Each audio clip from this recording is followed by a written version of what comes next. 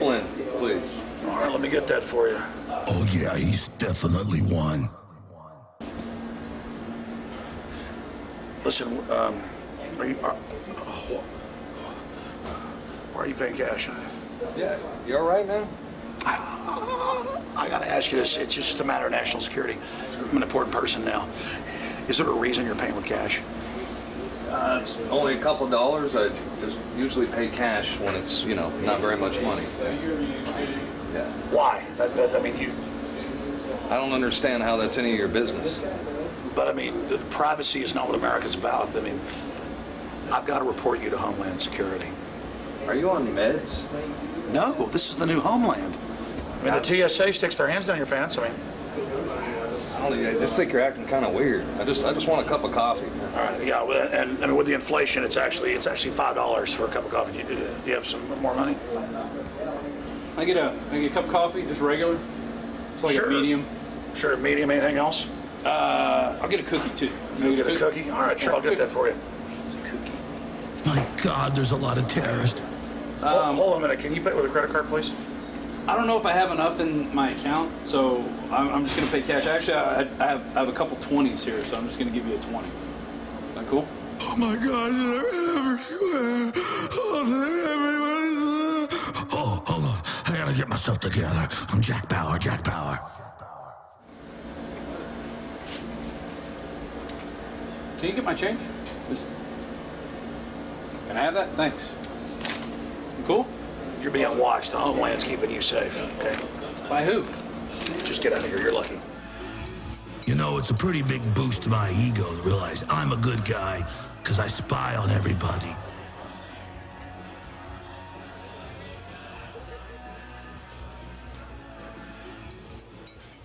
There he is. Oh, he's dangerous. You can tell it. I just act like I'm sneaking up on him. All right. Oh no, it's true. He's looking at INFOWARS. In fact, it says in the report that they visit extremist or radical sites. I gotta track him. I gotta do what they told me. Dun, dun, dun, dun, dun, dun, dun, dun. I can almost hear it now. Dun, dun, dun, dun, dun, dun. Oh my gosh, I'm secret agent. Dun, dun, dun, dun, dun, dun.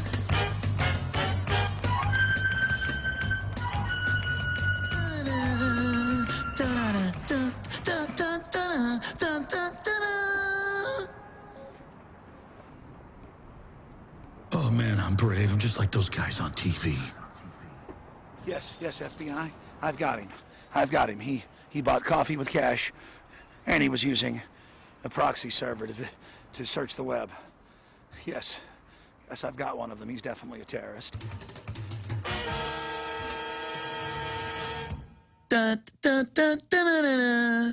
That's right, ladies and gentlemen. What you just saw is ridiculous. And if you're asking, what in the world did I just see? It's dark satire, comedy. It's very frightening because it's based in reality. The FBI flyer you saw, real. There's literally hundreds of them. They actually say blue jeans, cell phones, call the police, write down their driver's license number if you can get it, write down their license plate number. Are they using AOL or Comcast? You know, call the police on them. They may be terrorists. It's really happening. Now, the dramatization you just saw is the intro to a larger documentary film that we've just gotten close to completing that I'm going to be premiering in Dallas coming up this Sunday, and then the Sunday after that in Florida. Find out details at Infowars.com/events. But never fear, we'll also then be premiering it after I've had those two showings here at PrisonPlanet.tv. And then, of course, it will leak out to the wider web, which is our full intention.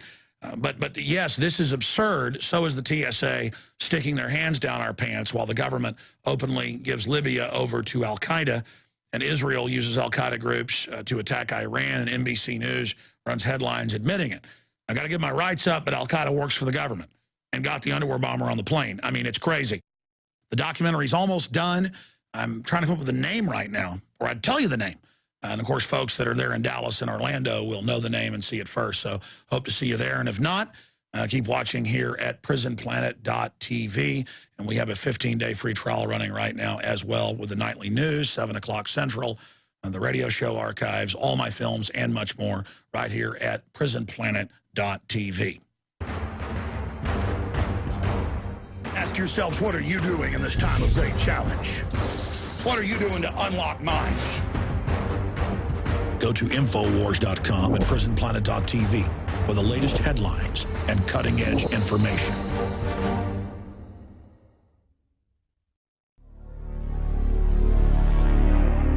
Greetings, fellow Info Warriors. Alex Jones here, announcing the first of many trips that I'm going to take across this wonderful United States that we live in. And we get so busy here at InfoWars.com, the nightly news, the daily radio show, the documentary films, and all the other things we're doing, that I tend to never go out and give speeches anymore. And I've got a lot of ideas bubbling around in my head about the history of the New World Order, what makes them tick and how to defeat them. So I'm titling this key speech I'm going to give. It'll run around 2 hours long, Blueprint to Defeat the New World Order. And we're also going to have a surprise premiere of a short documentary film we've been working on at the event. First off, I'm going to be going to Dallas, Texas, Sunday, February 19th, 2012, to the historic Lakewood Theater. And the next Sunday, February 26th, I'm going to be in Orlando, Florida. You can find out more about the events and buy tickets at Infowars.com/events. Now, unfortunately, every event I've ever had, we've had to turn people away. So get your tickets early at Infowars.com/events. There's a lot of crazy stuff going on in this world. And the craziest of all is this explosive awakening. I can't wait to meet you and shake your hand. I'll see you in Dallas and I'll see you in Orlando. Infowars.com/events.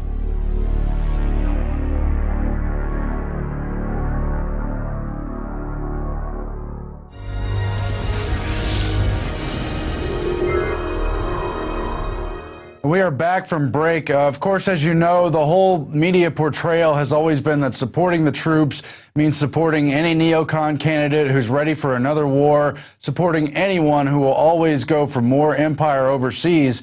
But the reality is that the majority of donators to politicians in the military donate to Ron Paul, and there's a reason for that. Joining us now to talk about that and an event to support Ron Paul, specifically with people in the military, I guess active and former, is Adam Kokesh, himself a former serviceman and the head of AdamVersusTheMan.com. Thanks for joining us, Adam. Hey, my pleasure. Thanks for the opportunity to promote this event, because it really is such a key one to reaching out to active duty troops and the veterans community with the message of freedom and making sure that they all get what Ron Paul stands for. Well, I think it's a very important thing to break the misconception and the media spin and delusion and mind control that they've been doing at least since 9/11 with the yellow ribbons and the supporting the troops, all the American flags, that somehow this is okay because it's in the name of the troops. Absolutely. And this event was really inspired by the suppression of the voice of the active duty, because this inconvenient fact about Ron Paul, that he's gotten more campaign contributions from active duty service members than all other candidates, including Obama combined, is just doing such a disservice to all of those active duty troops who donated, who wanted to hear their voices heard. And so we're making sure that that message gets out with the Ron Paul is the choice of the troops march and rally in Washington, D.C. on President's Day. It's really exciting. It's coming up on Monday. We're going to be rallying at noon at the Monument, marching to the White House in formation, and everybody in that formation will be required to present a proof of service in order to be a part of this event.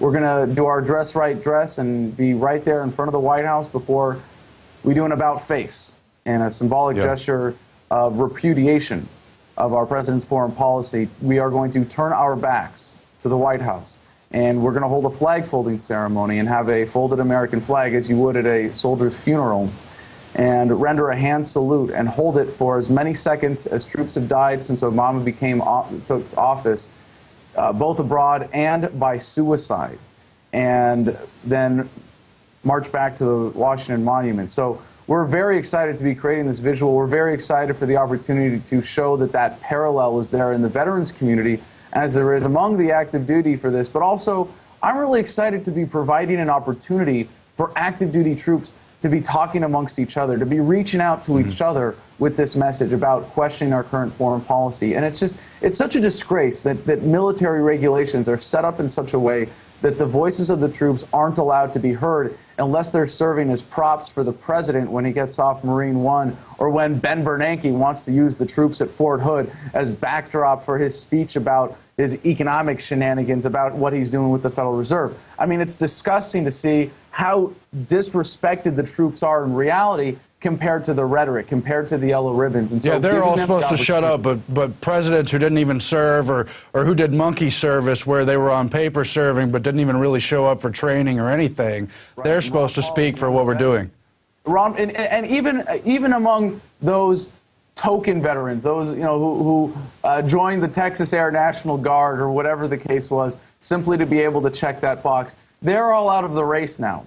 There is only one person running for president in the Republican primary who has ever worn the uniform, and that's Ron Paul. But more importantly, the message here is not that the troops support Ron Paul despite his foreign policy. It's not like they're going, well, we like the constitutional thing and that he's a veteran and the integrity.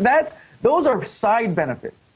Those are side benefits to the foreign policy, because we want a commander-in-chief, and it shouldn't be any surprise to anybody that those of us who are willing to put our lives on the line to defend this country want a commander-in-chief who's going to be decisive. And when you ask Ron Paul questions about foreign policy, you know he's got the answers. You know he knows how his principles are applied. We want a commander-in-chief who's going to put America's security first, not Israel's, not Afghanistan's, not Iraq's. We want a commander-in-chief who is going to only send the troops in a harm's way with a clear mission and a clear moral imperative, or as Dr. Paul would call it, a constitutional declaration of war. But what's even more exciting to see is that although the troops are being brought to support Ron Paul by his foreign policy message, because we are, as a subculture, not all that different from the rest of the country. We are still creatures of pragmatism too. But when you're looking at this political debate and going, well, is there going to be 100,000 troops or 130,000 troops in Afghanistan?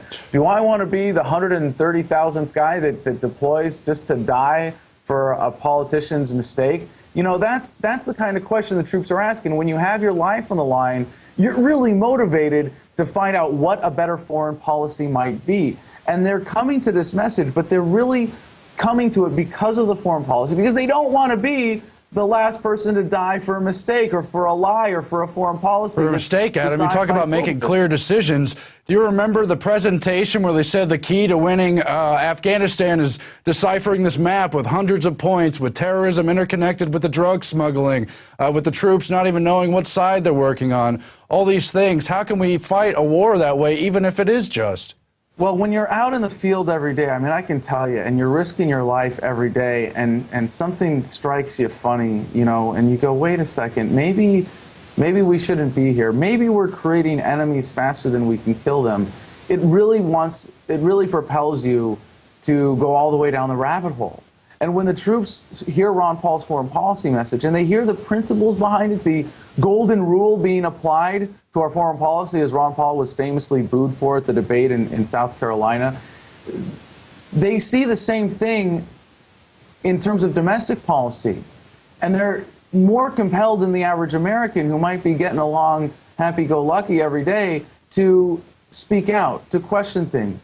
But they're up against the establishment within the military and what they perceive through the mainstream media as an effort to silence such voices of dissent. And we're bringing them out to celebrate them with this event. And like I said, we've got an incredible response. But now we've got over 1,600 RSVP'd on our Facebook event page.